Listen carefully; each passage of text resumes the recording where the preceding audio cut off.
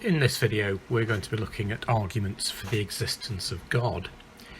We're not working through the arguments themselves to assess their validity, to see whether in fact they do convincingly demonstrate that God exists. What we're looking is the structure of them, what they're capable of doing, and ensuring that we are understanding the limitations of the arguments that we are using. The starting point really is a basic division in the positions. On the left hand side of the diagram is the philosophical materialist position. This is the one that says everything can be explained in terms of physics and maths. Now, the important thing is that what they reject therefore all concepts, absolutely all concepts which sit in any way outside this. So fairly obviously the concept of God, but also spirit, soul, supernatural, consciousness. Now notice here we're not using the term atheist. Now, atheists are technically those who don't believe in God as understood within theism. There are plenty of positions which reject theism, which are not philosophical materialist. In normal usage, atheist tends to mean what I'm using the term, more technical term here, philosophical materialist. It's probably safest to stay with philosophical materialist rather than using the non-technical, probably used non-technical term, atheist. Now, the other side of the line is not easy to define, really, because it's just everything that is not philosophical materialist. So if you're that right-hand side of the diagram, then you're doing no more than saying that actually, as you look at life, death, and the universe, you consider that everything simply cannot be explained in terms of physics and maths, that some other categories may not even be willing to pin down what they are, but some other categories are going to be needed. Typical examples of categories on that side would be consciousness, God, spirit, supernatural, soul.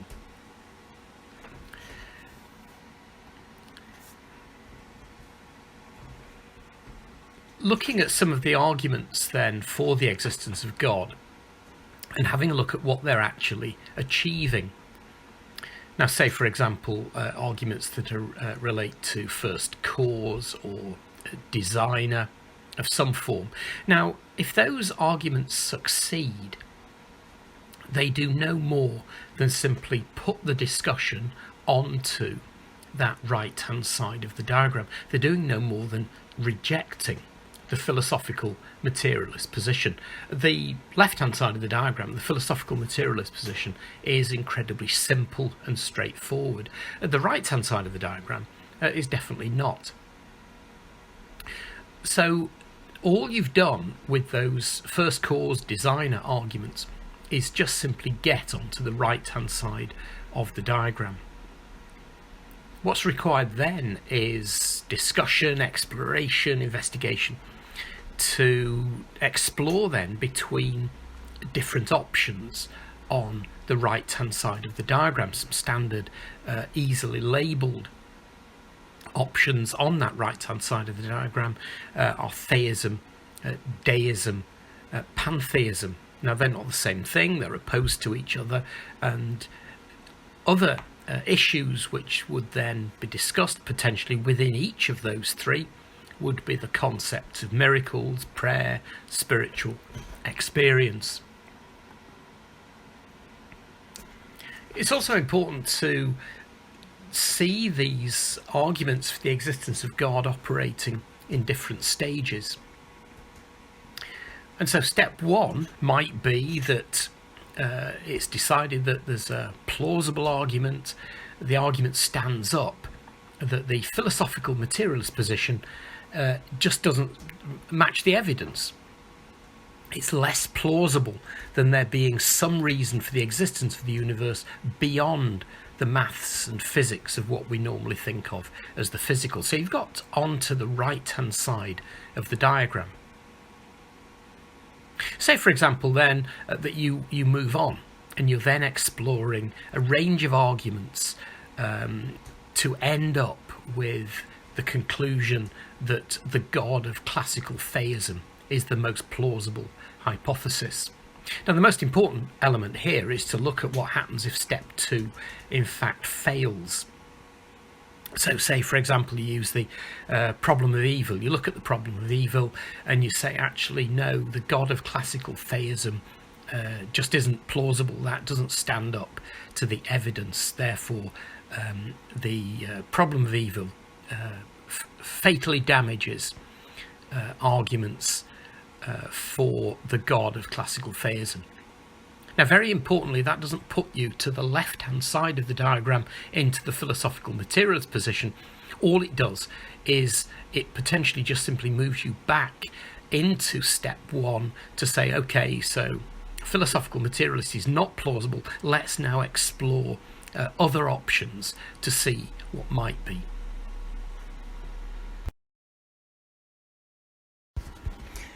I want to explore now just one of the concepts, the key concept within cosmological arguments, and that is the idea of nothing, and making sure we are having an understanding of it which is sophisticated enough to do the job. So we start with this idea of nothing. Fundamental concept within these cosmological arguments is that you can't have something from nothing. That question, why is there something rather than nothing? And we've got to make sure that our understanding of nothing really does grasp what is meant by it. Now, that's far from easy. If we try and think about nothing, if we try and conceive of nothing, then we're almost certainly conceiving of something, because the nothing that we are dealing with in this is dimensionless, it's timeless, it's contentless. It really is absolutely nothing. And that's not simple, but we've got to have that as our starting point. It's absolutely nothing. And then, using modern cosmological terms then, as in scientific cosmological terms, where we go with this is there's this idea of the singularity. This springs into existence from this nothing, and then it explodes into the Big Bang. This singularity contains all the energy and information that's required to drive the universe forward from its completely undifferentiated nothing into this huge, I mean, just beyond comprehension, vastness of the universe we have got now. All of that is contained within the singularity, just this pinprick that suddenly appears in nothing and ends up just vastness beyond our own comprehension. So what this means is we've got these really big fundamental questions that the philosophical materialist has to address. And these are, why is there something rather than nothing? How does life arise from inorganic matter? And we need to understand here that we, and by that I mean the top scientists in the world, really don't have any meaningful explanation as to how you can move from inorganic matter to organic matter. So our best scientists, knowing the end point is life, they know what that is, they know what the structures are that they are aiming for, but even in that context, they have no idea how to go from the inorganic elements and find some sort of process which can then move that from those inorganic elements into life. And then the third one is, how does consciousness arise from unconsciousness? And consciousness is not the same as life. There's plenty of life which doesn't appear to be conscious, certainly not conscious in the way that we are. Now, the existence of consciousness is denied by many philosophical materialists. Daniel Dennett is probably the most famous of these. Strange, really, because it's the most obvious aspect of our existence. It is, in fact, the only thing of which, just purely empirically, the only thing of which we can be 100% certain.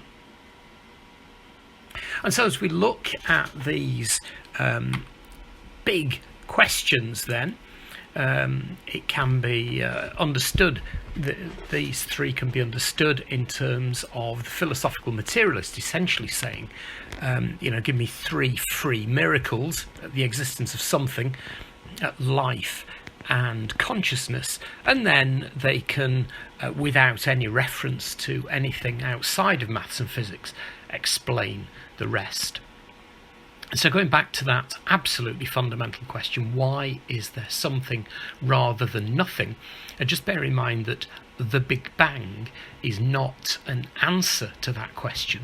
The Big Bang, in fact, the singularity, is the something of which that question is being asked. The next term to explore is God, which is obviously a pretty key term in these discussions. We're looking at the God of classical theism. That's the God with the three omnis, omnibenevolent, omniscient, and omnipotent. This is closely linked to the way the term God is understood in the Abrahamic religions, that's Judaism, Christianity, and Islam. We've also, of course, got deism, pantheism, polytheism. These are all options which are alternatives to philosophical materialism. So don't think of a contrast between the philosophical materialist and theism. Back to that original diagram, it's the philosophical materialist versus some model which rejects philosophical materialism. So we're looking then at the God of classical theism, and again, just be careful with the term atheist, because atheist means non-belief in God, which is a rejection of God of classical theism. But technically, there's plenty of Buddhists, people within the Hindu belief system, primal religions. They're all potentially technically atheists, but many of those would certainly not be philosophical materialists. A key element in understanding God within theism is the relationship between God and the universe. If we're not careful, we end up with this idea of both God and the universe as somehow, I'll use the term objects very loosely. They're both objects which exist in some sort of background space. That's not really, certainly not the biblical model of the God of classical theism. They're creatio ex nihilo. That's creation from nothing, means that what you've actually got is what I've tried to depict in this slide, which is you've got the universe which only exists because it is thought into existence, sustained by God, who is the background space. There's no background space in which God exists. God is the background space. God is the ground of being. God isn't so much as a question of God existing as God providing the possibility of existence itself. The final idea I want to explore is this commonly thought of conflict, opposition between theology and science. This is expressed commonly in popular discourse, but also in some syllabuses. So you've got the idea within the EDUCAS A-level philosophy of religion section of the RS A-level, which talks about whether scientific explanations are more persuasive than philosophical explanations for the universe's existence. And a major issue in addressing these sort of questions is to look at whether in fact that is a valid opposition, a valid polarization, and whether it could in fact not be an either or, but an and.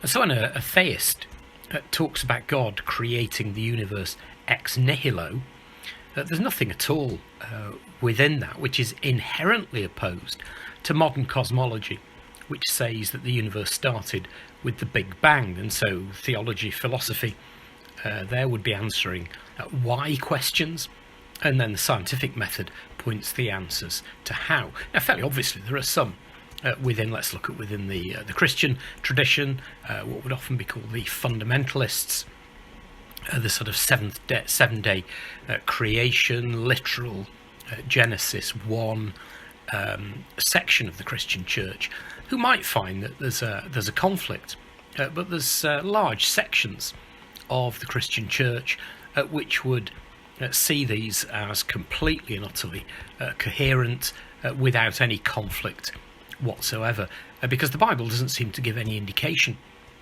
as to how God actually did this, what it looked like when God spoke things into creation. And it's not even remotely difficult, therefore, for contemporary Christians to be saying that, yes, God spoke things into existence. That's what the indication it gives in that Genesis creation story. And the how that actually worked itself out is shown us by modern science, and the two, in fact, then are not even remotely opposed to each other. And again, you see in the again, this is the EDUCAS syllabus about alternative scientific explanations, including Big Bang theory and Charles Darwin's theory of evolution by natural selection. And again, there's large sections of the Christian church which would be quite happy with an evolutionary model. The questions might be on exactly the mechanism there, but certainly an evolutionary model fitting with God speaking things into existence, God unfolding his creation over time.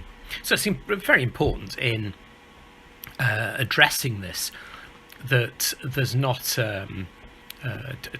too ready putting these two as if they are in conflict. They can be in some sections of the Christian church, and also within Islam and other belief systems, but there's absolutely nothing inherently in conflict between a theological understanding of God as the ground of our being, God as the entire reason that there is existence in the first place, God creating the universe ex nihilo, and then the science telling us what looks like the method that was used to actually produce this universe in which we live.